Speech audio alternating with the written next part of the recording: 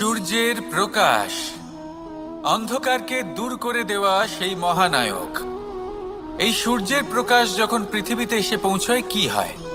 এই পৃথিবী জেগে ওঠে, প্রত্যেক প্রাণী জেগে ওঠে, মানুষ জেগে ওঠে, নিজের কর্ম করেন, জীবন যাপন করেন। এই ঘুমের মৃতপ্রায় স্থিতি কাটিয়ে উঠে জীবন যাপন করতে শেখেন। এটাই হলো প্রভাব সূর্যের প্রকাশের। এবার এই প্রকাশ যে সূর্যের থেকে পাই তিনি কি করেন?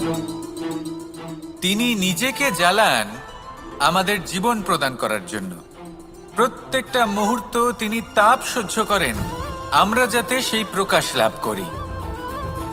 এটাই হলো জীবনের সারমর্ম। যদি আপনিও এই সংসারে প্রকাশ ছড়িয়ে দিতে চান তাহলে আপনাকেও তপ্ত হতে হবে, নিজে জ্বলতে হবে, সেই কর্ম করতে হবে যেটা কঠিন হতে পারে কিন্তু আসলে শ্রেষ্ঠ। তবেই এই সংসারের সেবা করতে পারবেন, সংসারকে পথ দেখাতে পারবেন। নিজের অন্তরের প্রকাশ জাগ্রত করুন, তবেই সেই সকল ব্যক্তি যারা পাপের অন্ধকারে নিমজ্জিত হয়ে আছেন তারা জাগ্রত হবেন। সেই সকল ব্যক্তিকে জাগিয়ে তুলুন, প্রেরিত করে তুলুন সুখী হওয়ার জন্য যারা সুখী হতে পারছেন না। সেই সকলকে প্রেরিত করুন সাফল্য লাভের যারা সফল হতে পারছেন না। নিজের অন্তরের সূর্যকে জাগ্রত করুন, চারিদিকে শুধু প্রকাশই প্রকাশ হবে, জীবনই জীবন থাকবে, আনন্দই আনন্দ থাকবে। আর এই মন বারবার প্রসন্ন চিত্তে বলে উঠবে রাধা রাধা। ছোটবেলা থেকেই আমি গরু চড়িয়ে অভ্যস্ত, সেই জন্য সকলে আমাকে গোপাল নামে ডাকত। কিন্তু গোপাল হয়ে আমি একটা অমূল্য শিক্ষা লাভ করেছি। আমি দেখেছি যে গৌশালাতে অনেক বাছুরের মধ্যে একটি গাই তার নিজের বাছুরকে অবশ্যই চিনে ফেলে। যেখানে সমস্ত বাছুর একই রকম দেখতে এবং প্রত্যেকের স্বরও সমান, তারপরেও সকল বাছুরের মধ্যে নিজের বাছুরকে ঠিক চিনতে পেরে যায় এবং তার সাথেই থাকে। ঠিক এইরকমই কিছুটা হয় আমাদের কর্ম এবং তার কর্মফল। আপনি সবার মাঝে থেকেও কোনো কর্ম যদি করেন, সেই কর্মফল সবার মধ্যে আপনাকে চিনে ফেলবে এবং আপনার সাথেই থাকবে। তাই যখনই কর্ম করবেন ভেবে চিন্তে করবেন। কোনো কর্ম করার আগে একবার ভেবে দেখুন, তাহলে জীবনে বারংবার অনুতপ্ত হতে হবে না। কারণ বিষয়টা কিছুটা এরকম যে এই সংসারে আপনি কাল, কর্মফল এবং সময় এই তিনের হাত থেকে কখনো লুকোতে পারবেন না, কখনো পালাতেও পারবেন না। আসুন আমার সাথে ভালোবেসে বলুন রাধা রাধা। আভূষণ কার না ভালো লাগে এই আভূষণ? আমরা পরিশ্রম করি, ধন অর্জন করি আর আভূষণ কিনে থাকি, কখনো নিজের জন্য, কখনো বা তাদের জন্য যাকে আমরা ভালোবাসি, বা তাদের জন্য যাকে আমরা সম্মান করি। হয়তো সেই জন্যই সীতা চূড়ামণি ধারণ করেছিলেন এবং আমি সামন্তকমণি। কিন্তু এটাই কি সেই প্রকৃত আভূষণ যা আপনার মূল্য বৃদ্ধি করে? না। শ্রীরামের আভূষণ হলো ওনার নম্র ভদ্র ব্যবহার। মাতা সীতার আভূষণ হলো ওনার সততা, ওনার নিষ্ঠা, ওনার ত্যাগ।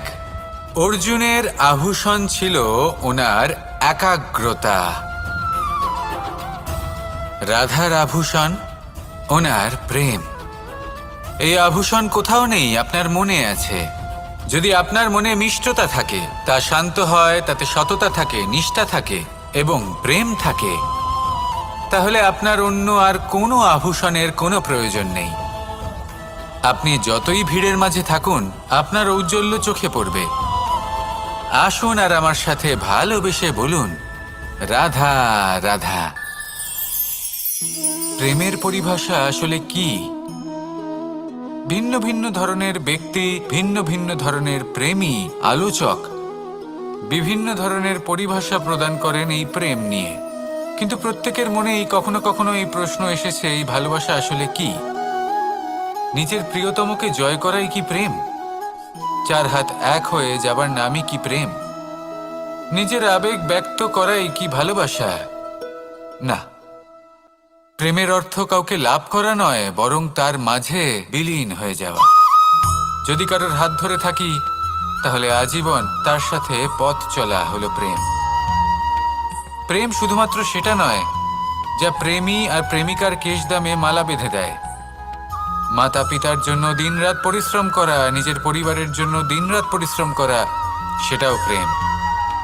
নিজের বন্ধুদের জন্য, আপনজনের জন্য সবকিছু উজাড় করে দেওয়ার নাম হলো ভালোবাসা। নিজের মাতৃভূমির জন্য সাহসের সাথে লড়াই করা এবং আনন্দে নিজের জীবন ত্যাগ করে দেওয়াও কিন্তু প্রেমের নামান্তর।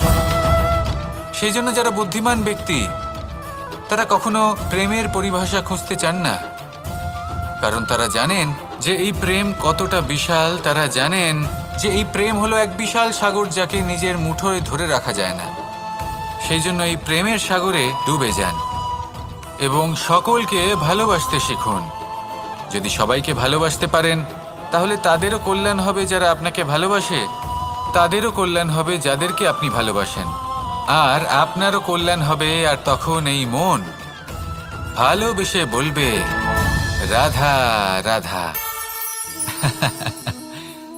হাস্য, হাসি জীবনে অত্যন্ত মূল্যবান হয়। কথায় আছে যে হাসি এবং হাস্য আমাদের জীবনে ঔষধের মতো কাজ করে, আমাদের সুস্থ রাখে, আমাদের জীবনের অনুভূতিগুলিকে আরো সুন্দর করে তোলে। কিন্তু প্রত্যেক ওষুধের মতোই এর সাথেও এটাই হয়। প্রত্যেক ওষুধ সঠিক সময়ে, সঠিক মাত্রায়, সঠিকভাবে গ্রহণ করতে হয়। যদি এরকম না হয় তাহলে এই ঔষধও শরীরের ক্ষতি করে দিতে পারে। এবার আপনি ভাবতে পারেন, হাসি থেকে কিভাবে ক্ষতি হতে পারে? আপনি যদি অন্য কারোর উপরে হাসেন তাহলে হয়তো তার মনে কষ্ট হতে পারে, তার অন্তরের মিত্র হয়তো শেষ হয়ে যেতে পারে, আর অন্তরের শত্রু জেগে উঠতে পারে।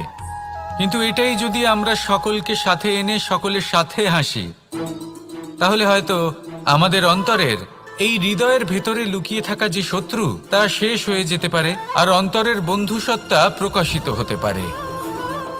ঠিক কি না? এবার আপনাকে উদাহরণ দিই। যখন দ্রৌপদী দুর্যোধনকে নিয়ে হেসেছিল তখন তা মহাভারতের সৃষ্টির কারণ হয়েছিল। কিন্তু সেইখানেই যখন পার্থ আর মাধব একসাথে বসে মৃদুমন্দ হাসতেন তখন ধর্ম স্থাপন করা হয়েছিল। তা আপনি কি চান? কাউকে নিয়ে হেসে তাকে আঘাত করতে চান, নাকি সকলকে একসাথে এনে তাদের হাসিয়ে তুলে ধনাত্মক প্রভাব ফেলতে চান? সিদ্ধান্ত আপনার। আসুন আর আমার সাথে ভালোবেসে বলুন, রাধা রাধা। মাঝে মাঝে কিছু মুহূর্তের জন্য চোখ বন্ধ করে ধ্যানের বেদিতে বসে ধ্যান করতে চেষ্টা করুন, আর বোঝার চেষ্টা করুন যে আমরা সর্বপ্রথম কি দেখতে পাচ্ছি, কি অনুভব করছি। আপনি দেখতে পাবেন সবার আগে আপনার চোখের সামনে আপনার দুষ্কর্মগুলিকে, আপনার লুকিয়ে থাকা ক্রোধ, অন্তরের যন্ত্রণা, ভয়, নিরাশা, এই সব কিছুই সবার আগে দেখতে পাবেন আপনি। আর এই সব কিছুই আমাদের দুঃখের কারণ হয়ে ওঠে। এই সব কিছুর সারমর্ম কি? সারমর্ম শুধু একটাই, সেটা হলো এই যে আমাদের এই মন তা কিন্তু দুষ্কর্ম পছন্দই করে না। আমাদের এই মন একটা সুখময় জীবন যাপন করতে চায়, সৎকর্ম করতে চায়। তাই এটাই করুন, শুভ চিন্তা করুন, শুভ কর্ম করুন, ইতিবাচক মনোভাব নিয়ে জীবনে অগ্রসর হন। তারপর চোখ বন্ধ করে অন্তরে দেখতে থাকুন। দুঃখের আভাসই পাবেন না। এই মন প্রসন্নতা এবং প্রেমের দ্বারা পূর্ণ হবে এবং বারবার বলে উঠবে, রাধা রাধা।